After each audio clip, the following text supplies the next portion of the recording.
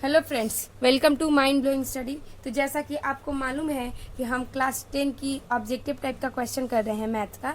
तो हम यहाँ पे आपका मॉडल पेपर जो 2022 का आ गया है, हम इसी के क्वेश्चन करेंगे। ठीक है, ये वाला इसमें दिया हुआ है, ये टारगेट का है, ऑब्जेक्टिव क्वेश्चन एंड आंसर दिया हुआ है इसमें। तो आंसर भी दिया हुआ है, लेकिन इसमें क्या आंसर दिया हुआ है कि जैसे एक क्वेश्चन दिया हुआ है, 4 ऑप्शन दिए हुए हैं। ठीक है, इसमें आंसर दिया हुआ है कि ए बी सी डी, उसमें से कोई आंसर है वो लिख दिया हुआ है। लेकिन हम क्या करेंगे कि हर एक क्वेश्चन को अच्छे से समझेंगे, ताकि उस टाइप का अगर अगला क्वेश्चन हुआ, कोई दूसरा भी क्वेश्चन हुआ, तो हम इसको सारे से क्या कर सकते हैं, सॉल्व कर सकते हैं।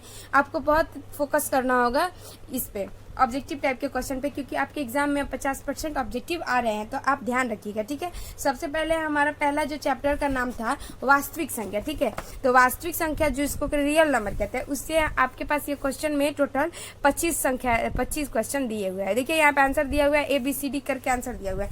तो इससे हमें कोई मतलब नहीं है। हम क्या करेंगे कि हर एक क्वेश्चन को अच्छे से समझेंगे, ताकि इसके जैसा अगर कोई भी क्वेश्चन आ गया तो हम उसको सॉल्व कर लेंगे। ठीक है, और आप लोगों को तो ये आ ही जाएगा, क्योंकि अगर आपने अच्छे से पढ़ा होगा बुक को तो आ सकता है। अगर आपने नहीं भी पढ़ा है तो आपको यहाँ से बहुत ज़्यादा हेल्प मिलेगा। ठीक है, तो सबसे पहला क्वेश्चन क्या दिया हुआ है कि अभाज्य संख्या का मौसा होता है। तो हमें ये आंसर नहीं टिक करना है कि 1 है, 2 है, 3 है, क्या है, हमको नहीं समझना। सबसे पहले हमको ये समझना है कि ये अभाज्य संख्या क्या होती है। तो अभाज्य संख्या उसको कहते हैं जब 2 या 2 से अधिक संख्याओं का मौसा अगर 1 होता है तो वह संख्याएं क्या कहलाती है, अभाज्य संख्या। तो ये ध्यान रखिएगा। तो अब अभाज्य संख्या कैसे, जैसे कि यहाँ पर 2 लिख दिए और 3 लिख दिए, यहाँ पर दोनों के बीच का मौसा क्या हो जाएगा, 1। तो ये कैसी संख्या हो जाएगी, सहअभाज्य संख्या। तो इसका मतलब आपको ये समझ में आ गया कि सहअभाज्य संख्या किसको कहेंगे, जब 2 या 2 से अधिक संख्याओं का मौसा अगर 1 होता है तो आप उसको क्या बोलेंगे, सहअभाज्य संख्या। तो इसका आंसर क्या लगेगा, इसका आंसर लगेगा बी मतलब जिसमें आंसर क्या दिया हुआ है, 1 दिया हुआ है। तो यही इसका आंसर हो गया। अगला क्वेश्चन है कि यदि 2 संख्याओं का गुणनफल 2166 है एवं मौसा 19 है तो उसका लौसा ज्ञात कीजिए। तो यहाँ पे डायरेक्टली यहाँ पे बुक में तो आंसर दे दिया है कितना आंसर होगा, लेकिन अभी हमें इनको समझना है कि ये होगा कैसे। तो इसके लिए मैं आपको करना चाह रही थी जो 2 नंबर का क्वेश्चन है। समझिए, यहाँ पे बोल रहा है कि 2 संख्याओं का गुणनफल, यानी कि ये पहली संख्या कोई है, यानी फर्स्ट नंबर 1 है और एक सेकेंड नंबर है आपके पास। ठीक है, एक सेकेंड नंबर है, एक फर्स्ट नंबर है, और क्या क्या है नहीं मालूम है। लेकिन ये दोनों का गुणनफल मालूम है आपको कि ये पहली संख्या और इंटू दूसरी संख्या का गुणनफल जो दिया हुआ है कितना, 2166 दिया हुआ है। और साथ में क्या दिया हुआ है कि इनका मौसक कितना है, तो HCF कितना दिया हुआ है, तो आप बोलेंगे कितना, 19 दिया हुआ है। तो हमें क्या बोल रहा है कि इसका लौसा ज्ञात कीजिए। ठीक है, तो इसका लौसा ज्ञात करेंगे हम, यानी कि LCM हमें LCM ज्ञात करना है। तो आपको एक चीज़ मालूम होगा कि आपने अगर पढ़ा है तो यहाँ पे एक फार्मूला होता है क्या, कि पहली संख्या का मतलब पहली 2 संख्या का गुणनफल इंटू दोनों संख्या का गुणनफल इंटू LCM इंटू HCF, यही होता है इसका फॉर्मूला। यानी कि 2 संख्याओं का गुणनफल इज इक्वल टू क्या होता है, LCM और HCF। तो दोनों का गुणनफल तो आपको मालूम है कितना, 2166, और LCM कितना है, तो आप बोलेंगे नहीं मालूम है तो नहीं लिखेंगे हम। HCF कितना है, 19 है, तो 19 का 19 लिख दिया। अब बताइए LCM को क्या करेंगे, उधर अकेले छोड़ेंगे ताकि हमारा LCM आ जाए। तो वो गुणा में है, इधर आएगा तो क्या करेगा, भाग, तो ये हो जाएगा, बट्टे में क्या आ जाएगा, 19 बराबर क्या हो जाएगा, LCM। इसको अगर हम काट देंगे तो कितने बार में जाएगा, अगर हम इसको काट देंगे तो आपका कट जाएगा 57 बार में। ठीक है, तो इसको अगर हम काटेंगे तो कितने बार में आएगा, नहीं सॉरी 57 नहीं, 114 बार में। ठीक है, तो यहीं पे आपका LCM क्या हो जाएगा, 114। यहाँ पे आंसर में देख लीजिए 114 है, तो आप बोलेंगे हाँ यहाँ पे आंसर 114 है, तो यही आपका आंसर हो जाएगा। देखिए यहाँ पे 114 दिया हुआ है C नंबर में, तो यही आपका आंसर हो गया। अब चलिए नेक्स्ट क्वेश्चन पे आते हैं। नेक्स्ट क्वेश्चन पढ़ लेते हैं। कह रहा है कि यदि A बराबर 2 का पावर 3 इंटू 5 3 इंटू 5 और B बराबर इतना दिया हुआ है का लसा A और B होगा, तो इसका क्या ज्ञात करना है, लसा ज्ञात करना है। तो चलिए ये भी करते हैं, ये भी काफ़ी सिंपल क्वेश्चन है। सबसे पहले लिख लेते हैं क्या क्या दिया हुआ है। A दिया हुआ है, A कितना दिया हुआ है, तो A दिया हुआ है 2 का पावर 3 इंटू 3 इंटू 5, ये हो गया। और B दिया हुआ है कितना, तो 2 का पावर 4 इंटू 5 इंटू 7। और इसका क्या ज्ञात करना है, LCM, यानी कि LCM किसका ज्ञात करना है, A और B का।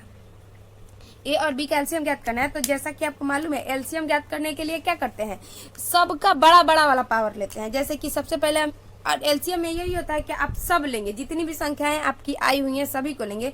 अगर बड़ी वाली आई है तो बड़ा लेंगे, उसी में कम, और छोटी है तो भी लिखेंगे। जैसे कि 2 और 5, इसमें कौन कौन सी संख्याएं आई हैं आप वो लिख लीजिए। इसमें 2 आया हुआ है, 3 आया हुआ है, 5 आया हुआ है और 7 आया हुआ है। ये संख्या तो आई हुई है ना, सब इसमें जितने भी अंक यूज किए गए हैं आप लिख लीजिए।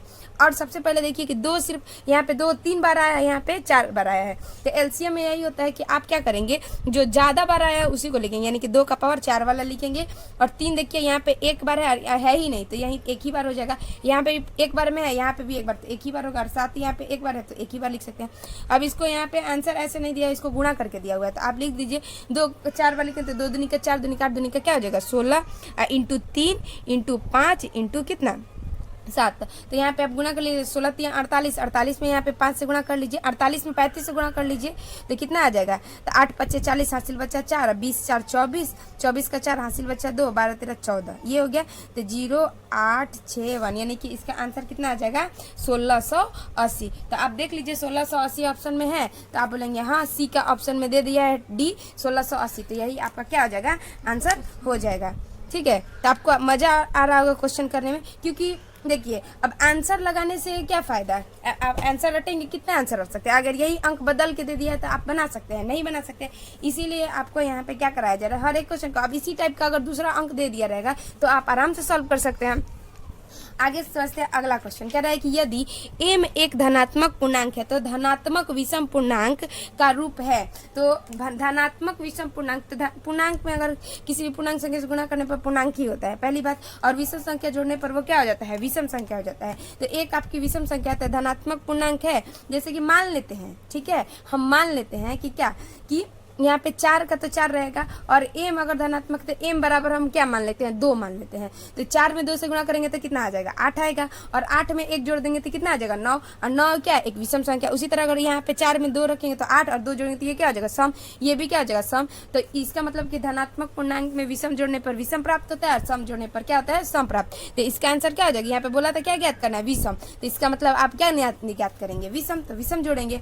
हो गया, समझ में आ गया। 5वां नंबर पे आते हैं, निम्नलिखित में से कौन सी अभाज्य संख्या है। तो अभाज्य संख्या का सबसे पहले आपको डेफिनेशन पता होना चाहिए कि अभाज्य संख्या क्या होती है।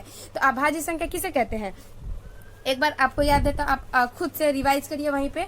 तो अभाज्य संख्या किसे कहते हैं आप देखिए अभाज्य संख्या किसे कहते हैं। सबसे पहले ये बात, अभाज्य संख्या उसको कहते हैं जैसे कि 2 से बड़ी वैसी संख्या जिनका जो एक और अपने आप से विभाजित हो और किसी संख्या से विभाजित ना हो, या फिर उनके केवल और केवल 2 फैक्टर हो, यानी कि 2 ही उनके गुणनखंड हो, 2 ही गुणनखंड हो, तो वो क्या करेंगे अभाज्य संख्या कहलाती है। जैसे कि आप लिखेंगे क्या कि 2 से बड़ी होना, 1 से बड़ी वैसी संख्या जिनका केवल और केवल 2 ही क्या हो खंड हो। जैसे कि यहाँ पे 2 लिखेंगे, 1 से बड़ी तो यानी उसके बाद 2 आएगा, तो 2 को अगर करेंगे तो ये 1 से विभाजित होगा और 2 से विभाजित होगा, इसके तो यही हो सकता है। उसी तरीके से अगर 3 लिखेंगे हम तो 3 को भी क्या क्या लिख सकते हैं, 3 किस किस संख्या से विभाजित होगा, एक तो 1 से होगा और एक 3 से होगा, और कोई संख्या से होगा नहीं। तो इसका मतलब ये भी अभाज्य है, ये भी अभाज्य है। अब 4 को लिख के देखते हैं तो 4 क्या हो जाएगा, 1 से विभाजित हो जाएगा, 2 से भी हो जाएगा और 3 से भी। तो यहाँ पे तो ये 3 संख्या आएगी ना,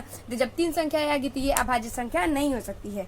ठीक है, तो इसके में क्या बोल रहा था कि यहाँ पे बोल रहा था कि कौन सा अभाज्य संख्या है। तो अभाज्य संख्या का कॉन्सेप्ट अगर आपको समझ में आ गया है तो अब आप क्वेश्चन को समझ लगते हैं कि इसका मतलब वो सिर्फ 2 ही संख्या से विभाजित होनी चाहिए, एक तो अपने आप से और एक से। तो कोई भी संख्या तो 1 से और अपने आप से कटती है। लेकिन अगर आप यहाँ पे कोई कहेगा कि क्या एक अभाज्य संख्या है, तो आप बताइए एक कैसे एक अभाज्य संख्या हो सकता है। 1 का अगर करेंगे तो 1 से विभाजित होगा। अब ये और कोई संख्या हो सकता है नहीं, तो इसमें कम से कम 2 चाहिए, अधिक से अधिक और कम से कम 2 ही होना चाहिए। ठीक है, कम 2 फैक्टर होना चाहिए इसके, तो नहीं हो सकता एक। अब यहाँ पे क्वेश्चन में क्या दिया था कि इनमें से कौन अभाज्य संख्या है, तो 23 को लिख लेंगे। ठीक है, 23 को लिखेंगे तो 23 कौन सी संख्या से विभाजित होगा। देखिए 23 को 23 था नहीं 27 था। ठीक है, ऐसे 23 भी हो सकता है। तो देखिए 27 देगा तो ये 1 से विभाजित होगा, 3 से भी हो सकता है, 9 से भी हो सकता है और 27 से भी हो सकता है। तो इनके तो इतने सारे फैक्टर आ गए, तो ये तो नहीं हो सकता, इसका मतलब ये अभाज्य नहीं है। ठीक है, अगला है 35 को कर लेंगे तो 1 से विभाजित होगा, 5 से होगा, 7 से होगा और क्या हो सकता है 35 से हो सकता है। तो अब बताइए ये होगा विभाजित, तो आप बोलेंगे नहीं ये भी नहीं हो सकता है, अभाज्य नहीं हो सकता। अब 13 का देखिए तो 13 सिर्फ 1 से होगा और 13 से होगा, और कोई संख्या से विभाजित हो सकता है 13 नहीं, तो इसका मतलब 13 भी क्या हो जाएगा अभाज्य संख्या हो जाएगा। उसी तरह से एक और दिया हुआ 56, तो उसको भी आप करके देखेंगे तो आपको मिल जाएगा कि 56 भी क्या होगा, 56 1 से विभाजित हो सकता है, 2 से हो सकता है, 4 से हो सकता है, 8 से हो सकता है, बहुत सारी संख्या से हो सकता है, इसलिए 56 भी क्या हो जाएगा अभाज्य संख्या नहीं होगा। इसका मतलब वो क्या हो जाएगा भाज्य। तो समझ में आ गया आपको, इसका आंसर क्या टिक कर देंगे 13। आगे समझते हैं निम्नलिखित में से कौन सा अपरिमेय संख्या है। तो अपरिमेय संख्या जितनी भी संख्याएं अगर रूट में अभाज्य है तो वो क्या कहलाती है अपरिमेय संख्या। तो अभी सबको हम सॉल्व करके देंगे, रूट में तो सभी संख्याएं हैं ठीक है, और सबको सॉल्व करके देखते हैं कि कौन सा अभाज्य है और कौन सा नहीं है। तो पहला है क्या रूट 17 और बी में क्या दिया हुआ है रूट 100, और ये सी में क्या दिया हुआ था रूट 4, और डी में क्या दिया हुआ था 16 under root 16 plus under root 25 ये दिया हुआ है। तो सबसे पहले अगर आंसर 17 होगा तो क्यों होगा, और 100 अंडर रूट 100 नहीं होगा तो क्यों नहीं होगा, ये समझना है ना। तो अगर हम रूट को 100 को अंडर रूट से बाहर निकाले तो ये क्या हो जाएगा 100, और कोई भी प्राकृतिक संख्या क्या होती है परिमेय संख्या, तो ये तो परिमेय हो जाएगी। और यहाँ पे देखिए रूट 2 को निकालेंगे तो ये क्या हो जाएगा 2, ये भी क्या हो जाएगी परिमेय संख्या, तो ये भी परिमेय हो गई। अपरिमेय तो अभी तक नहीं आया। रूट 4 अब बताइए रूट 16 को निकालेंगे तो क्या हो जाएगा 4, और रूट 25 को निकालेंगे तो ये कितना हो जाएगा 5 ठीक है। तो ये टोटल जोड़ लेंगे तो कितना आ जाएगा 9, ये भी क्या हो जाएगा परिमेय। इसमें पूछा था क्या अपरिमेय। आप बताइए 17 तो ये क्या है अभाज्य संख्या, अगर 17 अभाज्य संख्या है तो इसको तो रूट से हम बाहर नहीं निकाल सकते हैं, तो इसका मतलब ये क्या हो जाएगा अभाज्य संख्या हो जाएगा। तो अभाज्य और अपरिमेय संख्या हो जाएगा। तो यहाँ पे आपको समझ में आ गया कि परिमेय किसी को कहते हैं अपरिमेय किसे कहते हैं। तो इसका आंसर क्या हो जाएगा 17 आंसर हो जाएगा अंडर रूट 17, यही आपका आंसर हो जाएगा। अगला क्वेश्चन देखिए 7 नंबर का क्वेश्चन दे रहा है, कह रहा है कि 144 के अभाज्य गुणनखंडों में 2 के घातांक है। तो यानी कि आपके क्या करना है 2 के घातांक देखना है। 144 में 2 के घातांक, तो सबसे पहले हम क्या करेंगे 144 का ऐसे एलसीएम के टाइप का बना लेंगे। तो सबसे पहले ये 2 से जाएगा कितना आ जाएगा 72, फिर 2 से लेके जाएंगे तो हो जाएगा 36, फिर 2 से लेके जाएंगे तो हो जाएगा 18, फिर 2 से लेके जाएंगे तो ये क्या हो जाएगा 9। अब तो 2 से नहीं जाएगा 3 से जाएगा। तो इसका मतलब क्या बोल रहा है कि सिर्फ 2 का पूछ रहा है कि 2 का कितना होगा। तो आप 2 का गिन लीजिए, तो 2 का हो जाएगा 1 2 3 4, तो 2 का पावर कितना आ गया 4, और 3 का पावर कितना आ गया 2। इसमें क्या बोल रहा है कि केवल आप किसका बताइए केवल 2 का घातांक बताइए। तो 2 का घातांक आप कितना बताएंगे 4, क्योंकि इसका 4 है, तो यही इसका क्या हो जाएगा आंसर। समझ में आ रहा है आपको, यहाँ पे आंसर क्या हो जाएगा सी। अगला क्वेश्चन निम्नलिखित में से कौन सा परिमेय संख्या है। देखिए ये वाला क्वेश्चन क्या है परिमेय वाला, पीछे वाला क्या था अपरिमेय ढूंढना था। तो परिमेय देखेंगे तो पहला 8 नंबर में जो दिया हुआ है पहले का ऑप्शन दिया हुआ है 1 बट्टे में अंडर रूट नहीं 1 बट्टे में 144 का अंडर रूट, फिर बी दिया हुआ है 50 बट्टे में 500, फिर दिया हुआ है सी अंडर रूट 32, और डी दिया हुआ है 5 प्लस अंडर रूट कितना 5। हाँ ये दिया हुआ है 4 ऑप्शन। अब इसको हम एक एक समझते हैं एक एक करके। इसमें क्या ढूंढना था परिमेय ना, तो इसको अगर निकालेंगे तो ये 1 बटे में क्या हो जाएगा 12, क्योंकि 144 का निकाला जाता है तो कितना होता है 12 हो जाता है ठीक है। और यहाँ पे देखिए 1 0 से तो 1 0 कैंसिल हो जाएगा, ये हो जाएगा 10 50, यानी कि 10 बार कटेगा तो ये तो 1 बटे में 10 आया, वो भी अंडर रूट में, तो अंडर रूट से तो बाहर हुआ नहीं है तो ऐसा ही रह गया। और 16 को भी निकालेंगे तो गुणनखंड करेंगे इसका, तो 2 दूनी का 4 दूनी का 8 दूनी का क्या हो जाएगा 16, और दूनी का क्या हो जाएगा 32। तो आप देखिए 2 जोड़ा करके निकालेंगे तो ये हो जाएगा 2 × 2 अंडर रूट 2, यानी कि 4 रूट 2 इसका लिखेंगे तो ये भी किसी भी अपरिमेय में परिमेय से गुणा करने पर वो अपरिमेय ही हो जाता है। और साथ में ये भी है कि किसी भी अपरिमेय में परिमेय को जोड़ने पर वो क्या हो जाता है अपरिमेय। तो ये भी परिमेय नहीं है, ये भी परिमेय नहीं है, ये भी परिमेय नहीं है, और ये वाला क्या है परिमेय, क्योंकि इसमें रूट का कोई मामला नहीं है। तो इसका आंसर क्या हो जाएगा 1 बट्टे में 144 अंडर रूट में रहेगा, तो वही आंसर हो जाएगा। अब यहाँ पे अगला क्वेश्चन निम्नलिखित में से कौन सा अभाज्य संख्या है। तो सेम वैसा ही क्वेश्चन है जैसा कि हम लोगों ने क्वेश्चन नंबर कौन सा किया था 5 नंबर। देख लीजिए निम्नलिखित में कौन सा अभाज्य संख्या। तो अभाज्य संख्या के लिए क्या किया जाता है, यही देखा जाता है कि उसके गुणनखंड कितने हैं, फैक्टर कितने हैं।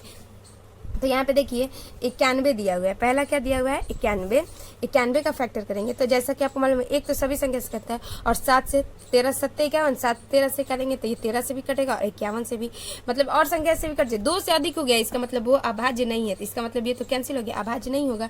दूसरा दिया हुआ है 213, ठीक है 213 दिया हुआ है। अगला दिया हुआ है क्या 41 दिया हुआ है। तो जैसे कि देखो सॉरी 41 दिया हुआ है ना, तो 41 दिया हुआ है। अब यहाँ पे समझिए 213 तो 1 से डिवाइड होएगा ही होगा। अब 213 है, इसको काट के देखेंगे तो 2 से कटेगा नहीं, क्योंकि अगर आपको विभाज्यता का नियम पता है तो आप आराम से कर ले जाएंगे। तो अभी 2 की विभाज्यता करेंगे, किसी भी संख्या का अंतिम अंक अगर 2 4 6 8 0 होता है तो वो संख्या 2 से पूरी तरह विभाजित होती है। और 3 की विभाज्यता का नियम होता है कि संख्याओं का योग अगर 3 से पूरी तरह से विभाजित होता है तो वो संख्या क्या होती है, पूरी विभाजित होती है। तो यहाँ पे 3 2 क्या होगा 5 और 1 2 6, तो 6 तो 3 से विभाजित है, इसका मतलब ये 3 से भी क्या होगा विभाज्य होगा।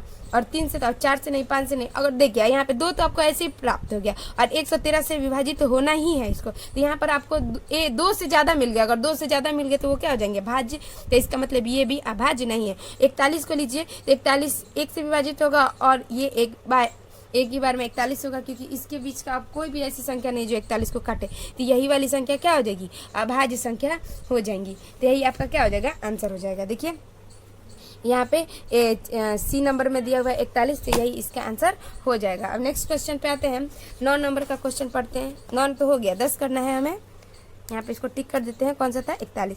यहाँ पे निम्नलिखित में से किसका दशमलव प्रसार अशांत है, ठीक है। तो सबसे पहले हम समझते हैं कि शांत और अशांत कैसे होता है कोई भी संख्या।